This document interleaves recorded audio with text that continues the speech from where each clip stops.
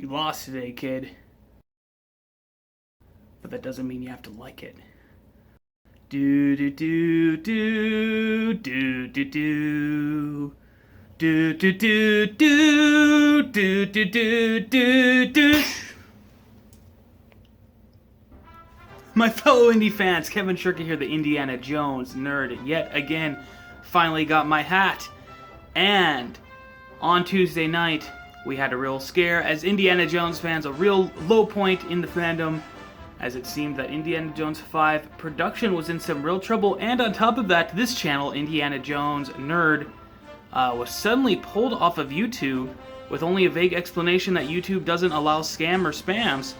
But as you all know, I appealed to YouTube, and after a quick review, they found that the channel had not violated any terms of service, and thus, we are back.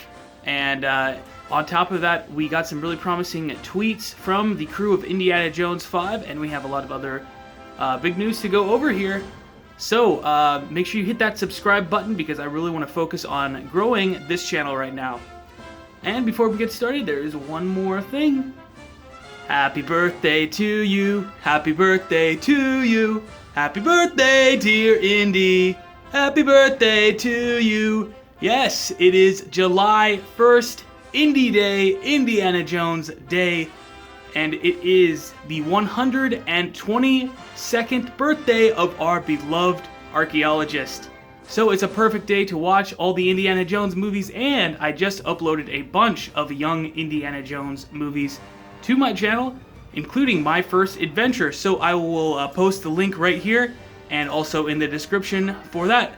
Now, with that, let's begin with some Indy 5 news, and there will be some light spoilers in this section, so you have been warned.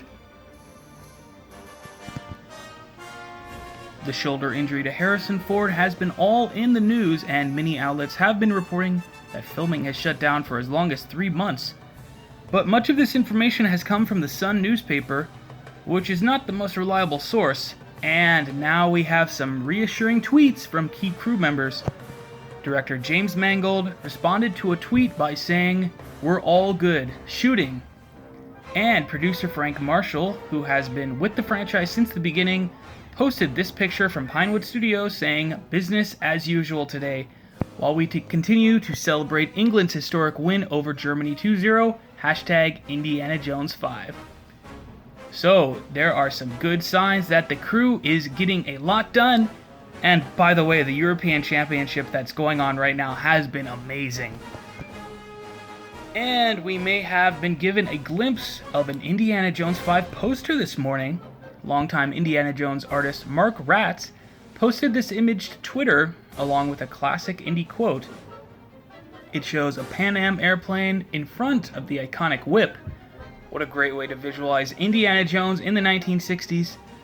I don't know what else this could possibly be than an Indiana Jones 5 poster, which indicates that Dr. Jones will be flying Pan Am in Indy 5. Very exciting birthday treat for all of us.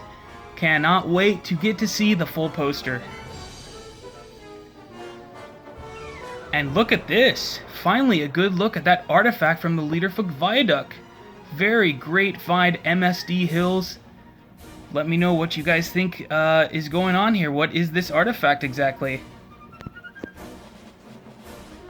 As we reported several weeks ago, the fedora from Temple of Doom was coming up on auction here in late June, and Indy's iconic hat has now sold for a walloping $300,000, shattering expectations of $150 to $250K.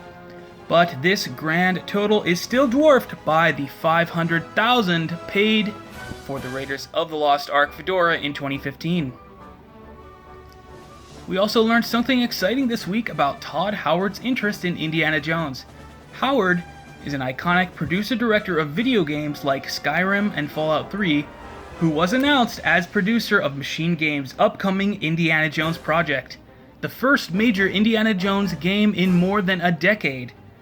In a recent interview, Howard revealed that he first pitched the idea of an Indiana Jones game to George Lucas back in 2009. Guys, this is really encouraging bit of news here for this game. This is not going to be some generic adventure game. Howard clearly has had an idea brewing for years. he is known to be a huge Indiana Jones fan with replicas of the Fertility Idol and the Ark of the Covenant spotted in a zoo meeting last year. To have an Indiana Jones game headed by such a major figure in the industry who is also a passionate Indiana Jones fan, holy smokes, my friends, this is going to be the best Indiana Jones game ever. And video games are such a great way to keep the franchise going after Indy 5. It will be some time yet before we start getting a look at this game, but I'm certain it will be worth the wait. And for today's Indiana Jones fan art spotlight, I want to highlight one of the most exciting Indiana Jones artists out there right now. Robert Watts has produced 12 gorgeous Indiana Jones pieces to date, which have been popping up all over social media for the last several months. I was really close to putting this one here up on my wall instead of the Artifacts poster, and I still might put it up there at some point. Watts is incredibly talented at capturing the tone of Indiana Jones in his work, and the handcrafted look of this artwork almost brings tears to my eyes. I would really highly recommend checking out Robert Watts' conceptsketches.com and check out his work, which includes Indiana Jones and classic science fiction franchises. So that's the end of this big episode of Indiana Jones News Roundup. Thank you all so much for all the love over this last couple of crazy days. I really want to focus on growing this channel right now, so make sure you hit that subscribe button because I've got a lot of great content coming out the next few weeks and you don't want to miss it. Thank you all so much as always, and I wish you all fortune and glory. Bye-bye now.